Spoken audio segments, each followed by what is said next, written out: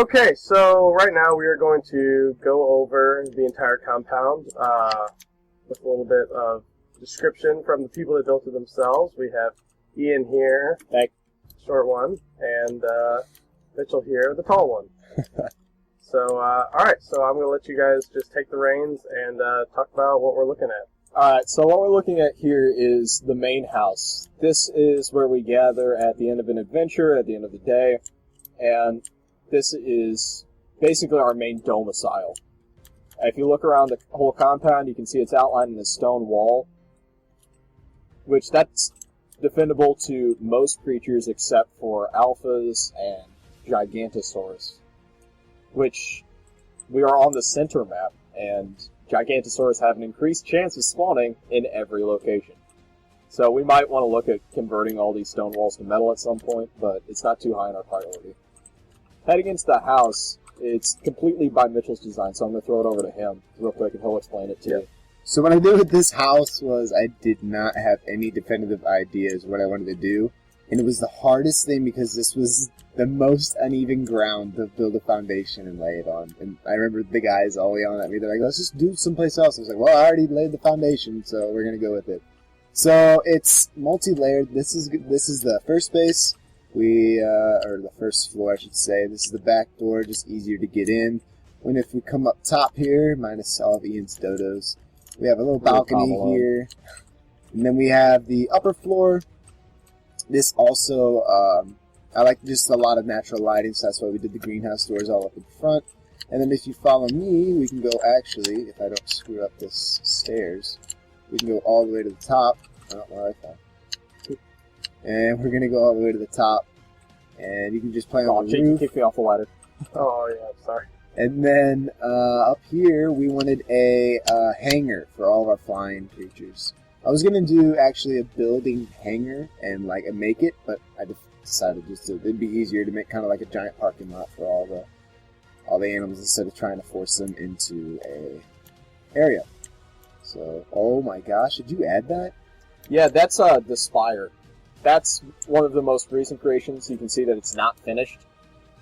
What I found myself doing is I constantly take out these walls on the hangar to run the ankylosaur through the hangar itself, so that I could just take it up to where the metal's at, i.e. the top of this mountain, and use the ankylosaur to farm all the metal. Yeah. And so I got tired of doing that, and I built this ramp system that you can, theoretically, we haven't tested it with the ankylosaur, but I tested it with the beaver, is just run the ankylosaur up that spiraling staircase, and then it'll have a bridge across to the metal at the top. Well, that's kind of a pain to get up there, but that's the only way to get up there, I guess. It's a whole lot easier than running this thing around the entire island. It's still a pain.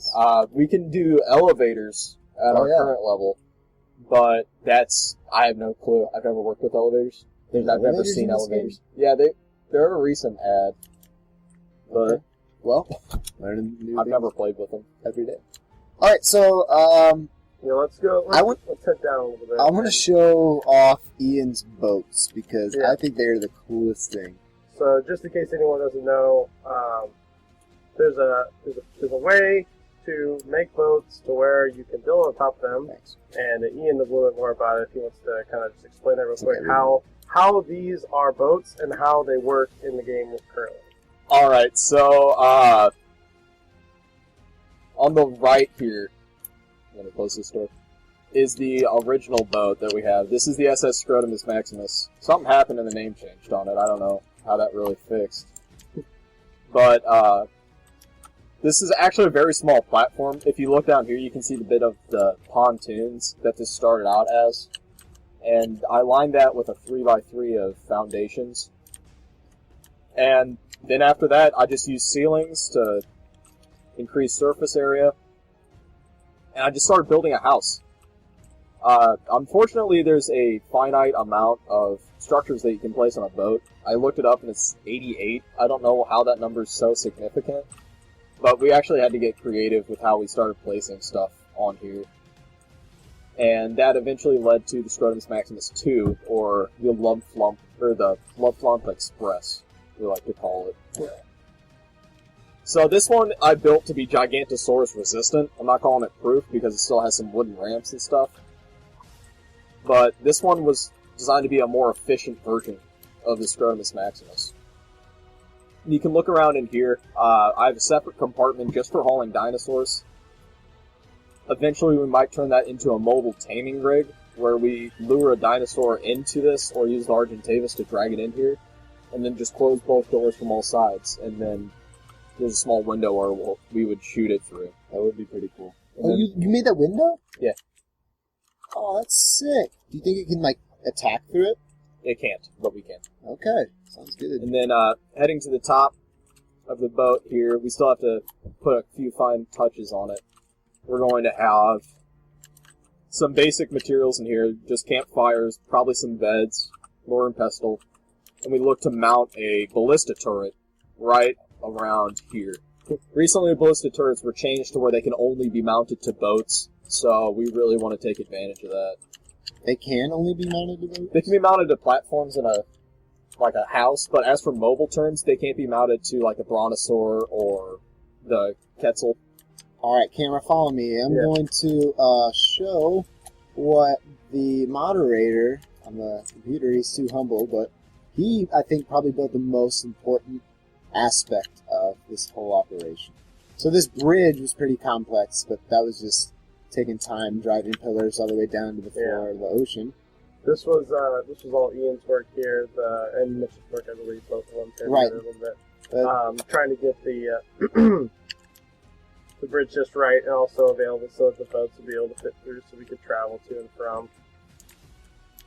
Dinosaurs also can cross that bridge, so that's nice. Yeah, that was also the most important part, was getting dinosaurs across the water. But Jake laid these massive dinosaur pins, and I think that they're just really, really cool and a nice touch to the whole complex. It's about just throwing them in, letting them roam, and it's not like you're throwing them in a little, like, 4x4 room. It looks like they have a lot of room, too, so I think that's a cool natural aspect. Yeah, definitely. So I think that kind of concludes our general description of the compound. So thanks, guys, for watching, and keep looking out for more videos. So thank you, guys. Bye. See ya.